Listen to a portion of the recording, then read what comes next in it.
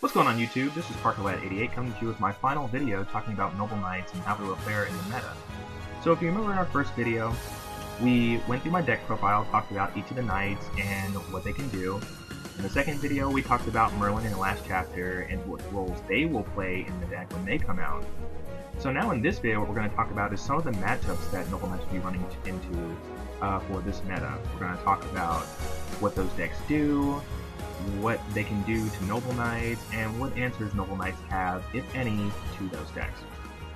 So everybody knows for this format, the main decks that everyone's going to be talking about are Burning Abyss, Shaddolls, Tail Knights, and of course, Clip-Offs. So let's go ahead and get into it and start talking about Tellarknights. So, everybody knows that Tellarknights are a rank 4 standing toolbox. All of their monsters are level 4, they are light warriors, and they all get their effects off of summon. On summon, they basically give you quick advantage, or they give you quick pluses so you can go for their boss monsters, which are Delteros and Tri-Hiver, or Tri-Veil, whichever you prefer at this point. The deck also doesn't run a particularly high monster count, which basically means that the deck is very defensive with their quick play spells and their traps. So what can this deck do to Noble Knights? We're going to talk about two main cards in the deck. We're going to talk about Counter Trap, Tellarknight Alpha, and we're going to talk about Tri-Veil, because those are going to be the two main things that Noble Knights have to deal with, amidst, the other stuff. So Tri-Veil is going to be their new Exceed coming out of new challengers. When it's Exceed summoned to the field, it allows you to balance everything on the field except itself. This can be probably kind of problematic for Noble Knights because mainly of S and KFK. S and KFK, just like a lot of monsters coming out this format, have one of those effects that says whenever it's sent to the graveyard, in this particular instance from the field to the graveyard, you can target a level 4 or higher Noble Knight in your graveyard, especially in the field. Tri-Veil pretty much makes this irrelevant because it wipes the board of everything. It gets around Destiny because it's not destruction, and it gets around Excalibur because it doesn't target. Tri-Veil also has the additional effect of where it can actually pick a card out of your hand. That's not such a big deal, it's really the first effect that really gets them. So next we're going to talk about their counter trap, Tellarknight Alpha.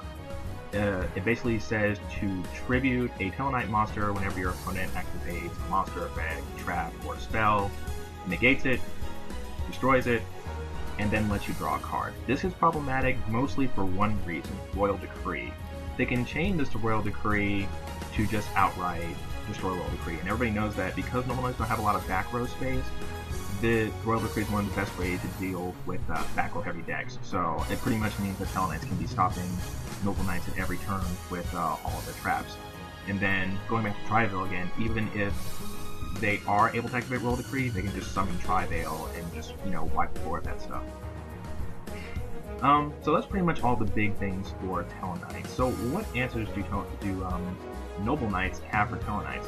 To tell you the truth, I can't really say that there are many. It's going to be probably Noble Knight's worst matchup because of Tri-Veil and because of that counter trap being able to stop mostly Royal Decree. So now that we're done talking about Tellarknights, let's go ahead and move on to Shaddolls. So everybody knows that Shaddolls are probably one of the quickest control decks out there right now. Their main objective is to use Shaddol Fusion and control the pace of the duel using their boss monsters. So what do Shaddolls have for Noble Knights?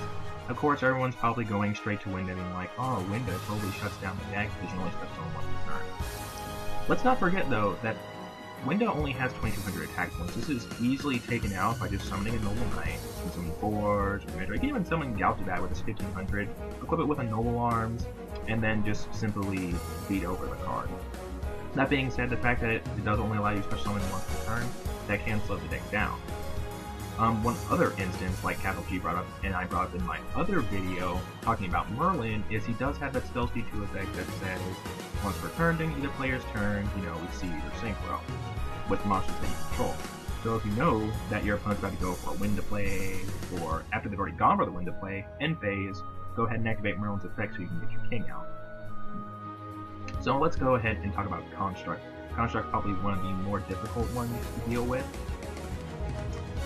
So Construct, it's basically a caster special summon monster. These can be problematic for Noble Knights because it basically eats up Destiny's effect and then turns up the target.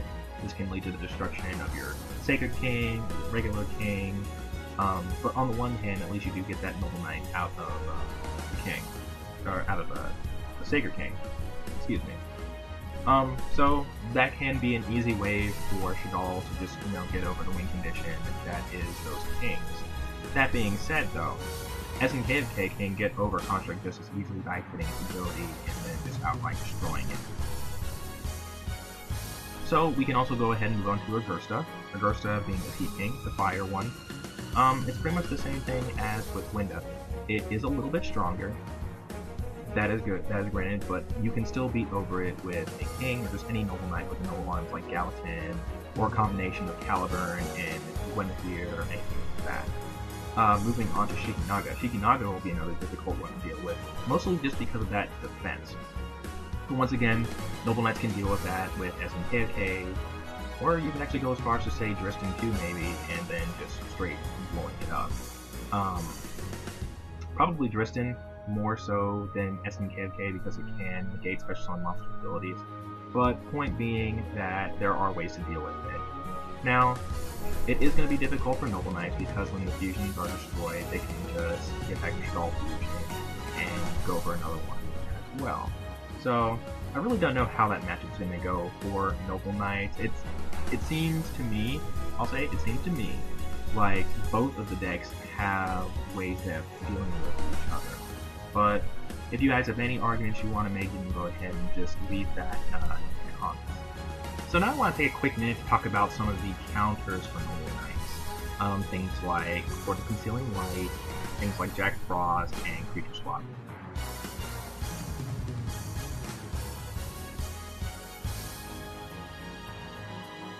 I usually see a lot of uninformed players, or maybe they are informed players about Noble Knights, trying to make the basis of how Noble Knights will fare in the meta based off of these types of counter cards. They're completely irrelevant, and I will explain why. With the new support guys, you have to keep in mind that Noble Knights can consistently get out Exceed plays every single turn. So these quick little counters, i.e. temporary solutions to permanent problems, won't hinder Noble Knights in the slightest. Let's say you go ahead and get off a Creature Swap. You, the person who actually controls Noble Knights, whoever the original controller is, can still use the Noble Arms to their advantage. Then on top of that, because they can get out an Exceed play every single turn, all they have to do is just get out a King, blow up all the Noble Arms, attach to your Noble Knight, equip it back to theirs, and then kill yours. And let's say that the monster you took over with Creature Swap was an SNKK. That just means that the original control of the Noble Knight gets another Knight out of that. So that's a completely relevant argument. On top of that, almost every Noble Knight player runs 3 copies of Lance. So good luck getting off that Creature Swap, but if you do, it's really not going to help you out in the long run. Let's talk about things like Jack Frost. Yeah, it doesn't target, and it makes all the Noble Arms fall off the Noble Knight, but let's say you're actually able to kill the Noble Knight or something like that, because it's mostly going to be SNKFK, you're going to bring out another Noble Knight and make another King. But even if that doesn't happen, once again, because of Merlin in last chapter, they can get out a Noble Knight Exceed every single turn. Because of those things, because Rotos are 3, and because Mandrake is 3, they're always going to be able to get out a Noble Knight Exceed. And let's talk about Swords of Concealing Light. It's the same thing as Jack Frost. Yeah, it doesn't target, but once again, every single turn, Noble Knights will be able to get out and Exceed. So, I don't want you guys to think poorly of Noble Knights because they have counters. That's like me saying Burning Abyss are bad because they get completely butt-raped by Chain Disappearance, Soul Drain, what's that thing? Shadow Imprisoning Mirror, stuff like that, but I don't see anyone saying that Burning Abyss are complete ass. So, yeah, I just wanted to take a quick minute to talk about that.